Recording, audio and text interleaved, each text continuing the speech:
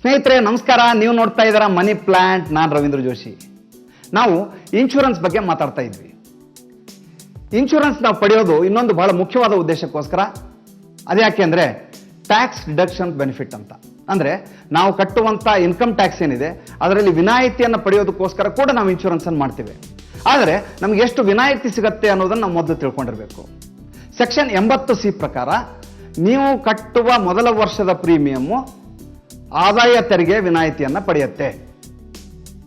ಜೊತೆಗೆ by chance ಪಾಲಿಸಿದಾರನ ನಿಧನನಾದರೆ ಬರುವಂತ ಮೊತ್ತ ಏನು ಕುಟುಂಬಕ್ಕೆ ಬರುತ್ತೆ ಆ ಮೊತ್ತಕ್ಕೆ ಸೆಕ್ಷನ್ 10ರ ಪ್ರಕಾರ ಸಂಪೂರ್ಣ ವಿನಾಯಿತಿ ಇರುತ್ತೆ.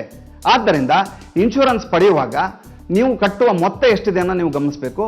ಮೊದಲ ವರ್ಷದ ಪ್ರೀಮಿಯಮ್ಮು ಟೋಟಲ್ ಸಮ್ ಅಶ್ಯೂರ್ಡ್ ಪ್ರೀಮಿಯಂಗೆ 20% ಇದ್ದಾಗ ಮಾತ್ರ ನಿಮಗೆ ಟ್ಯಾಕ್ಸ್ ಬೆನಿಫಿಟ್ ಸಿಗುತ್ತೆ.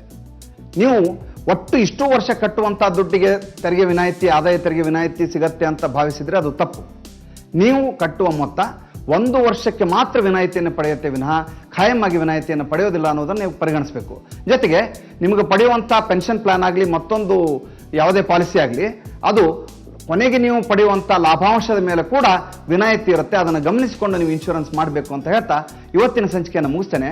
ನಾಳೆ ಹೊಸ ವಿಚಾರದೊಂದಿಗೆ ಬರ್ತೇನೆ. ಅಲ್ಲಿವರೆಗೂ ನಮಸ್ಕಾರ ಸ್ನೇಹಿತರೆ.